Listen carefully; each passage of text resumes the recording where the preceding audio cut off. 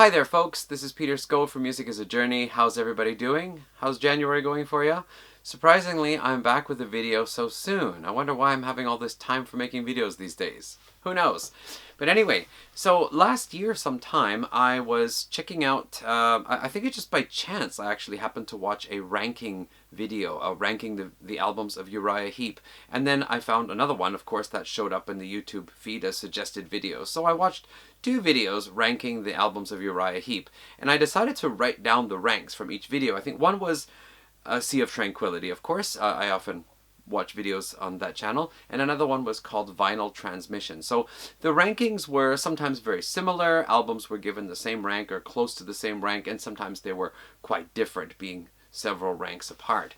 But anyway, when I made my video earlier this month, albums of 1973, I mentioned Uriah Heep's Sweet Freedom album, and that I used to have it on CD, but I never really was all that impressed with it, and I eventually sold it off.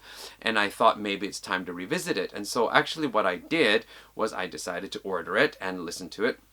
And I rather liked it. And actually, not that long ago, a couple of months back, I got also Return to Fantasy, which I also thought had some pretty cool tracks on it.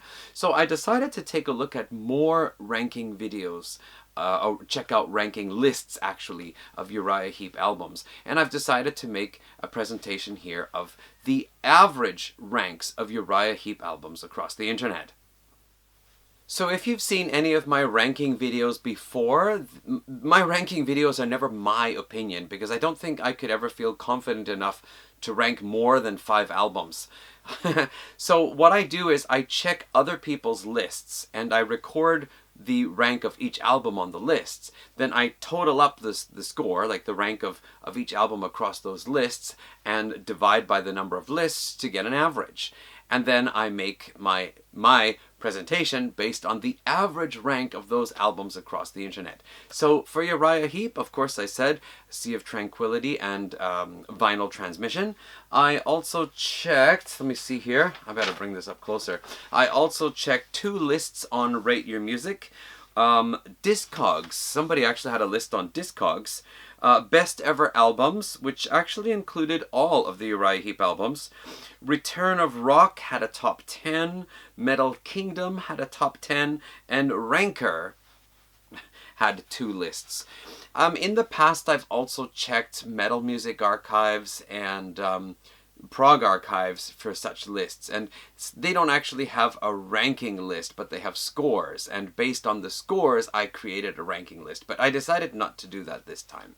So I had 10 lists, and let's see, yeah, 10 lists, but 2 of the lists were top 10s only, so that means that yeah, there was only 10 of those, so that means that some albums only got the average rank from 8 lists. Now actually, surprisingly, I was aware that Uriah Heep released their 24th album back in 2018. I was not aware, however, that last year they released their 25th studio album. A picture of the cover here for you to enjoy.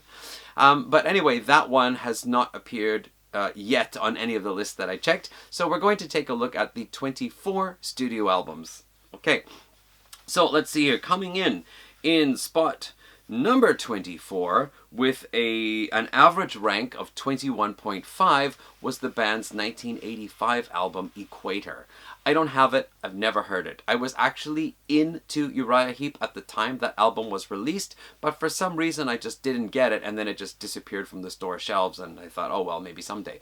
The big criticism that I've read about the album, that I've heard about the album, is just that it's too much of an effort to be a relevant heavy band in the mid-80s, and a lot of the lyrics are vapid or quite ridiculous, more just, you know, arena rock style, big and loud, but not really what Uriah Heep was known for.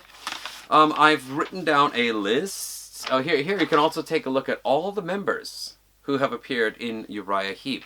It's quite a hodgepodge, because it seems like in the beginning they really struggled to get a solid lineup together, and then they got one which they hung on to for about a few albums, and then again it started kind of mixing up a little bit, and you know, they'd have some members that would come in for 2, 3, 4 albums and then leave again. And it wasn't until the late 80s before there was at least 3 solid members who stayed as a permanently with the band. But anyway, going back to Equator, let me see here. It was Peter Golby who was on vocals and John Sinclair who was on keyboards and backing vocals for Equator. Of course, Mick Box, the man behind Uriah Heep, every single album.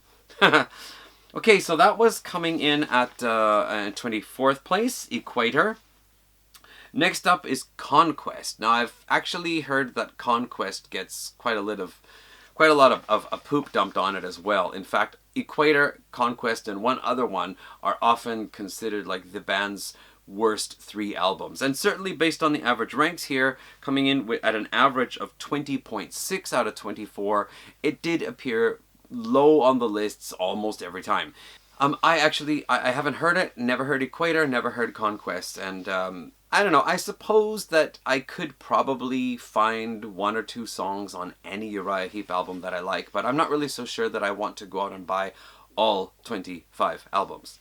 So anyway, coming in at number 24, 23, 22, in 22nd place on the list was Raging Silence, which I think is from 1988, scoring an average rank of 20.5, just a 0.1 ahead of Conquest. Raging Silence, I don't know if that was the one. I think that is not one of the top 3 albums that I read usually get dumped on. But in this case here, it shows up as an average in spot number 22 out of 24. So Raging Silence, not particularly well loved there either.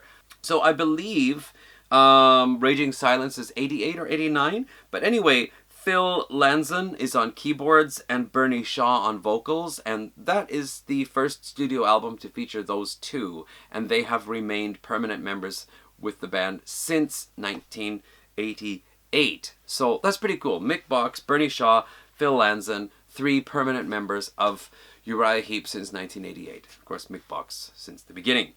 Okay, coming in 21, Different World, the one right after Raging Silence, with an average of 20.3. How about that? 20.3, 20.5, 20.6. So yeah, those albums pretty far down the list. And again, the main criticism from Equator through to Different World is just that it's more like Uriah Heep just being an arena rock band and not being the band that they established them, the type of music they established with their name, which was this heavy rock but with kind of progressive side to it, or a little bit more experimental in some ways.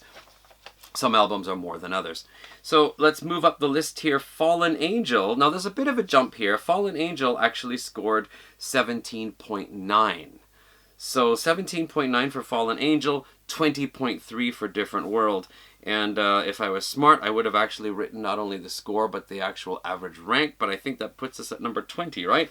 24, 23, 22, 21, 20. Fallen Angel in spot number 20. Okay, and that's another album I've actually never heard. But I like that the album cover art is pretty cool.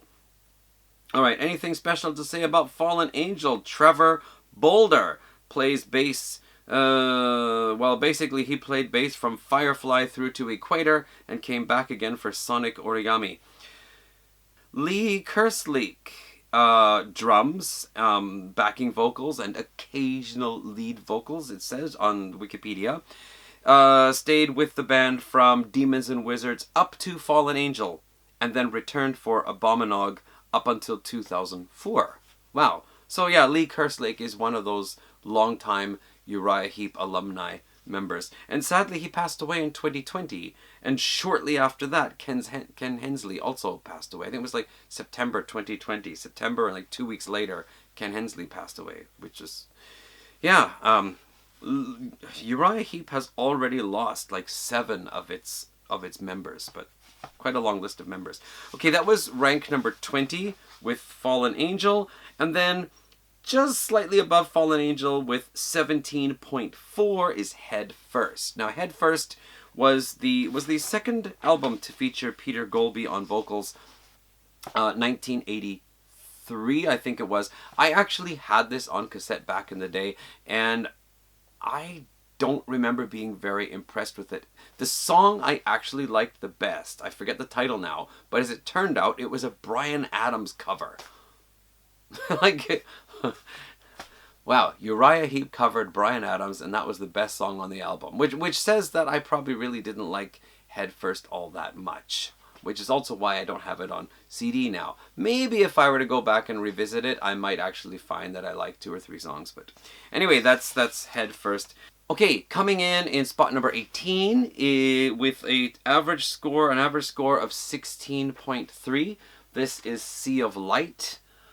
I visited Denmark in 1999, and I met my older cousin. He was quite some years older than me, and he was a big Uriah Heep fan. And he told me you should get Sonic Origami and also Sea of Light. Those are really great albums. So 1999, of course, those 2 albums were the most recent releases. I think this one from 95 and Sonic Origami from 97, if I got that correct. This was the first time I ever heard a Uriah Heep album with Bernie Shaw on vocals. I gotta say, the opening track here, Against the Odds, that started up and I thought, wow, this is going to be a great album. But quite honestly, the rest of the album, some songs were pretty good. Some songs were kind of just okay. So I went and listened to this album again today. And I have to say the first song is still the best one for me. And there are a couple of other ones that are pretty good too. If I were to make a compilation of Uriah Heep favorite songs, I would probably only pick one from here. But if I were to make a compilation of Uriah Heep songs with Bernie Shaw on vocals, I would probably pick 2 or 3 from here. Anyway, it still is a pretty good album, but it is not the winner that I was expecting based on my cousin's reviews. And because of that, I've hesitated to get Sonic Origami, even though I kind of have a feeling that I might like it anyway. So who knows, might get there. Sea of Light, 18th place.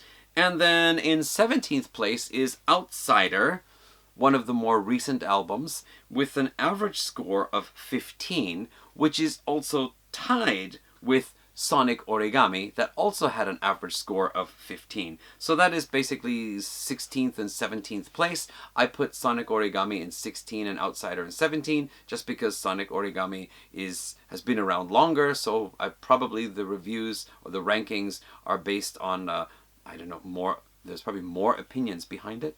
Well, whatever. They both scored the same score, average of 15 out of 24. So there you go, Sonic Origami. And what did I say? Outsider, which is one of the more recent ones. Here, the album artwork is appearing as I speak. Okay. Yay, I actually had a CD to show. Alright, Sonic Origami. Then in spot number 15 is High and Mighty. Now, High and Mighty is actually one of the 3 albums I read get a lot of crap. But here it shows up in spot number 15 with 14.3. High and Mighty is Uriah Heep's 10th album, released, I think it's 1976. And let me see here, there were some important things. High and Mighty is the final album with David Byron on vocals, so he sang lead vocal for the first 10 Uriah Heep albums. I'm nudging this with my elbow too much.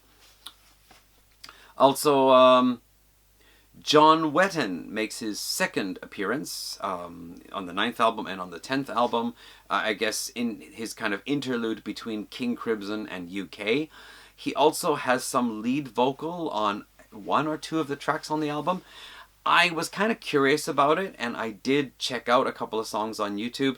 Unfortunately, John Wetton, I love his bass playing, and I know he's a very prominent figure in the prog scene. He also passed away not that long ago. When was it now?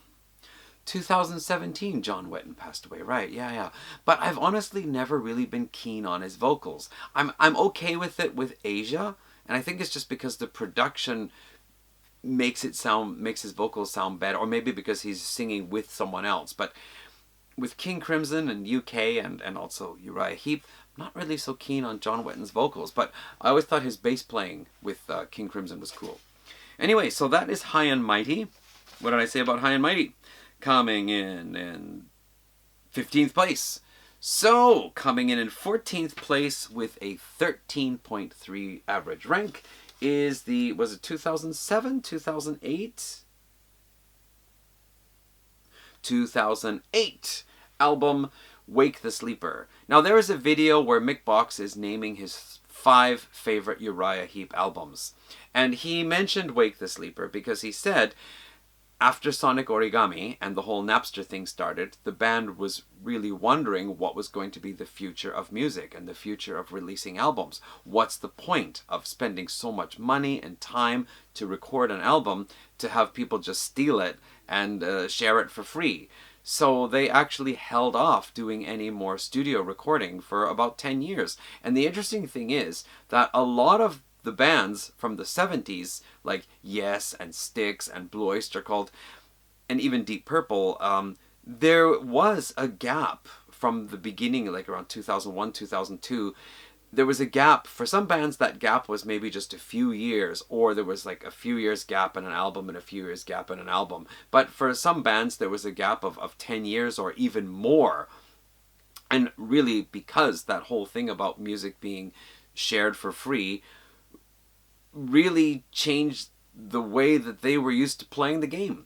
So anyway, Uriah Heep decided to record a new album, and this is it, Wake the Sleeper, released in 2008. I just got this a few days ago, so I've only listened to it twice so far, but I do have to say, I like it better than Sea of Light. It is a more, it's heavier, it's more intense, it's just got more boom to it. The Hammond organ really is up there in the front with the guitars too. So yeah, I'd say it's impressive. I'm glad to hear that so late in the career, Uriah Heep were able to put out an album like this. So now I'm actually kind of curious about the ones that have come after that, including Outsider. All right, Wake the Sleeper. So in slot number 13, with an average of 12.5, is Into the Wild. Now, I think it was on the YouTube videos where people were talking about the albums, I didn't get the impression that Into the Wild was going to be such a great album, but here it is showing up in place 13 out of 24, so basically we're hitting the middle mark now. So it's probably a middle-of-the-road album for Uriah Heep, I guess. So I'm not really sure, but I might want to check it out. Spot number 12 goes to 1977's second album, Innocent Victim, scoring 12.4. I actually had this on vinyl back in the 80s. I picked it up used. I remember there was one song where there was some slide guitar soloing that I thought was really cool. And then there was this other slower, mysterious one called Illusion, which I liked. But the rest of the album, didn't really care too much for it. But I have heard and read some reviews of Innocent Victim that hold it in fairly high regard. Now that is also the second of 3 albums featuring John Lawton on vocals.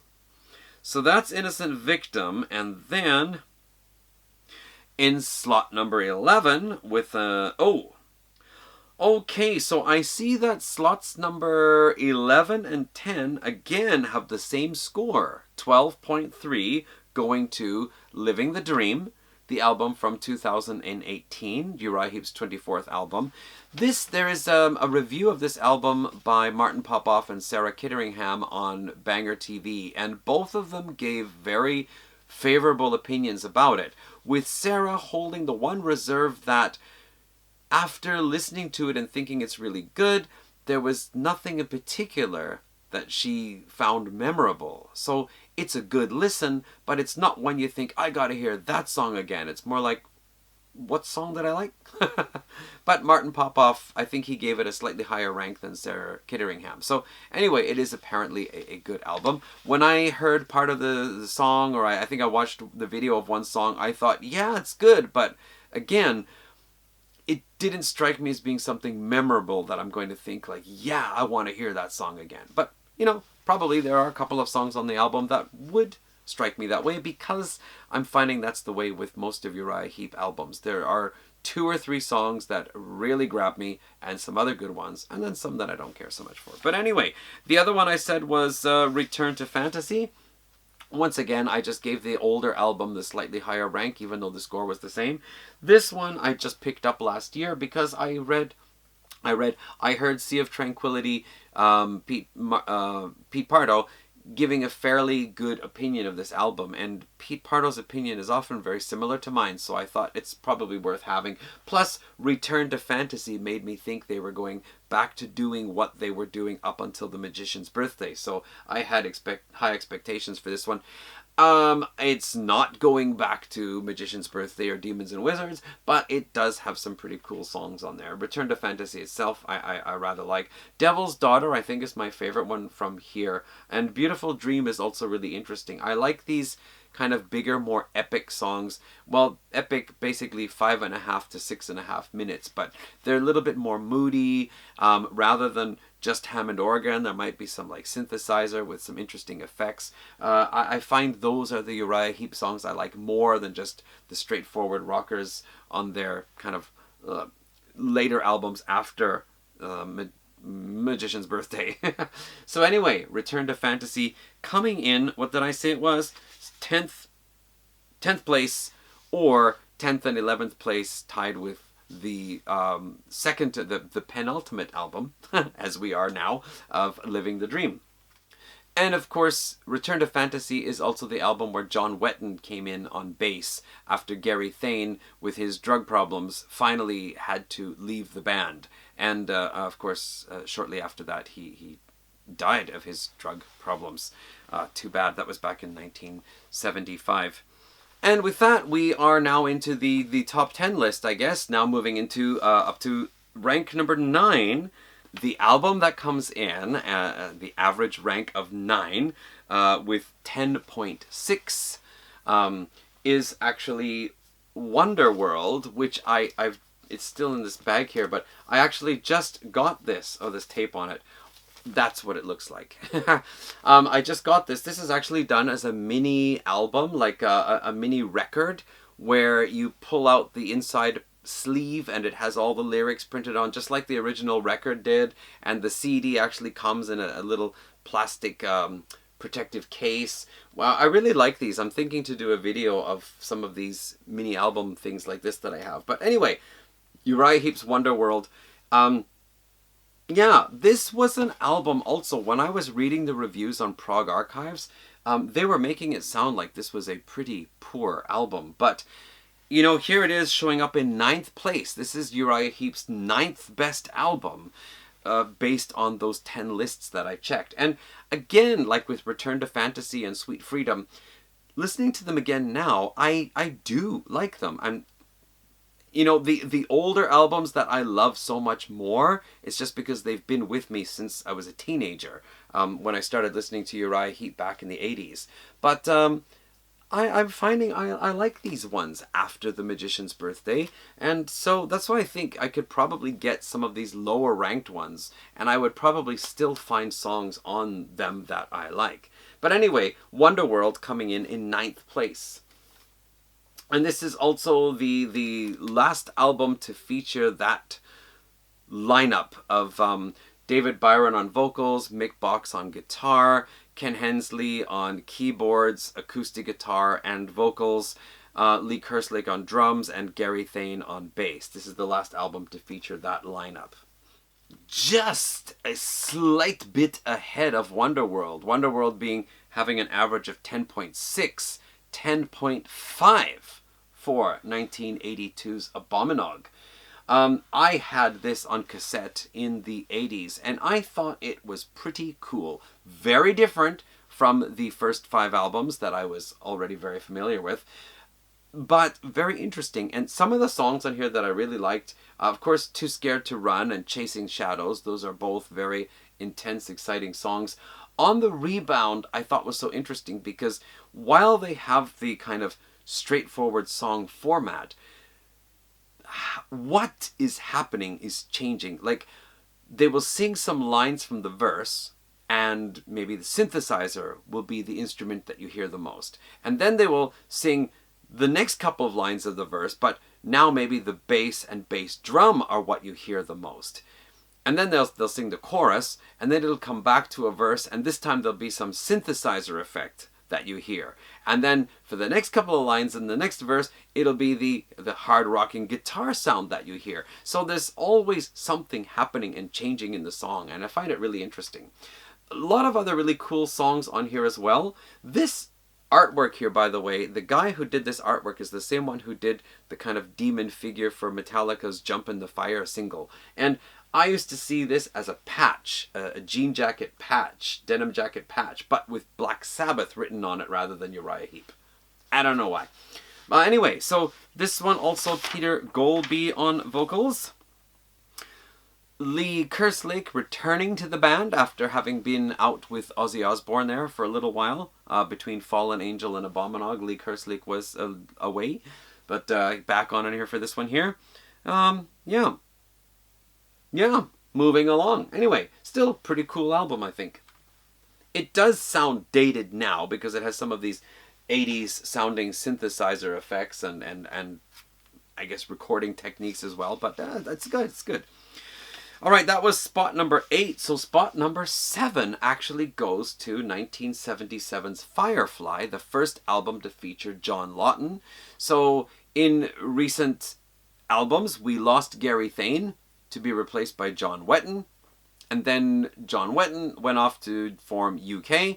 And we lost also David Byron because of his alcohol problems. And so now John Lawton, who had formerly been the lead vocalist for Lucifer's Friend, a actually proto-metal, heavy rock, progressive rock band out of Germany with an English vocalist. I had this on cassette in the 1980s, and I liked it much better than Innocent Victim. So I'm glad to see it's a little bit higher up the ranks than Innocent Victim. The opening track, not the opening track, but the title track, Firefly, is actually the closing track, is one of those little bit longer tracks that goes through different parts and different moods, which is cool. I don't remember exactly what else was on here. In fact, it's been a couple of years since I've listened to it. But yeah, I do remember I liked Firefly, and here it is showing up in spot number 7. So that's pretty cool. Yay. I'm glad to see that actually the CDs that I have are mostly the ones that are higher up on the list. Okay, so then spot number 6 with an average of 6.5. Firefly was 10.3. This is 6.5. That's quite a gap. It's almost a full 4 points between Firefly and Sweet Freedom from 1973. So this is the one I said I had it on CD and I wasn't really all that thrilled, so I sold it off, and now I finally got it back again. And I do like it. I like this one and Wonderworld and Return to Fantasy. I think those 3 albums have a lot of really cool songs that I like. Right. So coming in now, the top 5 albums. We have not talked about the first 5 albums, so this is where it's at. So coming in 5th place is Salisbury, the second album released in the second Uriah Heep album, which was released in January of 1971. Let me just hold it like this. Let's see here. The average for this was 4.1. An average ranking of 4.1. The title track being, of course, I don't remember how long the song is, if it's 11 minutes or 12 minutes or something, featuring full orchestra with brass. Pretty cool stuff there. I always liked Time to Live just because it's heavy. Bird of Prey is on here. I always thought The Park was really interesting too. That really mellow one with acoustic guitar and organ, and then kind of a bit of a jazzy type, easygoing guitar solo. Lady in Black, of course, the simple 2-chord song that became such a huge hit for the band. I remember hearing that they used that song to teach English in Germany. I don't know why. And High Priestess, which was the opening on the cassette, the opening track on the cassette. I actually had a song called Simon the Bullet Freak. It says here US album version, so I had that one. I did not have Bird of Prey. But anyway, Salisbury, I like this album. I think it's pretty cool. So that's with 4.1, and then in 4th place with 4.0 is the debut album in 1970. Very heavy, very humble. Songs on here, of course, Gypsy, having a really freaking heavy guitar sound. Walking in Your Shadow. Come Away Melinda was actually a song the band was asked to cover for the album, and one that they didn't really want to put on there. But I always liked it because, you know, it's about this girl who finds this photo album that the father has hidden away, and it's, you know, photos of people before the war, and there's a woman in a pretty dress who turns out to be the mother that Melinda had before the war. So it's actually, you know, Uriah Heep have a lot of anti-war songs, especially in the early days. So I always like that song. Dream Mare, again, some really cool guitar riffs. Wake Up, Set Your Sights was really cool. So, yeah, Black Sabbath and Deep Purple get a lot of credit for their heavy albums in 1970, but this one here, if you're going to pick like 3 really heavy ones, yeah, I'd add this one as well. Although Lucifer's Friends debut album was also pretty heavy too. Anyway, that one in spot number 4. Coming down to the top 3, Magician's Birthday with 3.7.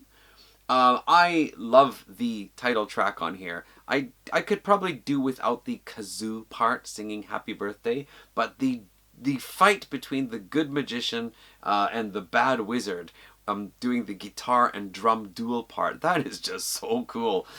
Also, I always liked Rain, a really nice, pretty soft ballad. And, oh, let's see here. Yeah, I don't remember now. I haven't listened to this one for a while either, but I remember Sweet Lorraine, Tales, Echoes in the Dark, Sunrise, Spider-Woman. Yeah, this is cool. I've always liked this album since I had it on cassette back in the 80s. One of those ones I just had to get on CD one day. So, coming down to album number 2, the average rank 2.7. This is actually my personal favorite Uriah Heep album. Look at Yourself. The original vinyl release had a kind of foil in here so that you could actually look and see yourself. This is, I think, the band's heaviest album of the 70s too, and the sound on here is just really good. Look at Yourself and Love Machine are just 2 really freaking intense, heavy metal songs from, here we are, 1970, 71 or was it 72? I forget now. July Morning, one of those big epic songs, as on Shadows of Grief as well. Lots of really heavy riffs in here. I Want to Be Free was such a cool, fun song. And let's see here, Tears in My Eyes too. Some of these songs just have, I just love the guitar sound. It's just so great. So my personal favorite, if I were to rank the albums, this would be my number 1. Some people actually did have it as their number 1, but I think quite clearly the Uriah Heep album that almost always made it to the number 1 position, had an average rank of 1.4, Demons and Wizards from 1972. Yeah, just the wizard on here. You know, a lot of the early 70s songs with acoustic guitar, I feel the acoustic guitar recording is rather weak, but here the wizard, this opening, I just always loved how clear the sound was, and I just loved the music as well. So I've always loved that song, The Wizard. And this album is, again, has a really cool electric guitar sound throughout the whole album, but I feel that there's more uniformity on this album between the songs, whereas Look at Yourself was more, each track was more distinct from the others. So I've always liked Look at Yourself better than this one. But let's see here, we also had Easy Livin', which was probably the band's biggest song. Circle of Hands was cool. A lot of people like Rainbow Demon. I like the final track, The Spell. And there's this one part in there that I've always really loved. It was the part that went like, dun dun dun dun, dun dun dun dun. If you know it, you know. And then it changes and builds up. And they would do it first on piano, very softly, and then they'd play it softly with the vocals, and then they would bring it a little bit more intensely, and then play it again more intensely with the vocals, and then it would transition back into the original song, how the song began. But yeah, there it is. Demons and Wizards is the number 1 ranked Uriah Heep album on average, and I don't think anybody ranked it lower than third place. Demons and Wizards, third place, first, second. Okay, so there you go. Okay, so that is the average rank of Uriah Heep albums from 10 different lists. 8 lists including the first 24 albums, 2 lists including only the top 10 albums. How does the new album sound? I haven't heard it, but I'm kind of curious. And as for me, I'll probably pick up at least a couple more Uriah Heep albums along the way. I like what I'm hearing. Okay, thank you for watching today's video. I will see you again in another one probably pretty soon. January is doing all right here for getting videos out rather than just one per month like I sometimes do. Okay, so everybody take care. Catch you in another video hopefully soon. All right, ciao.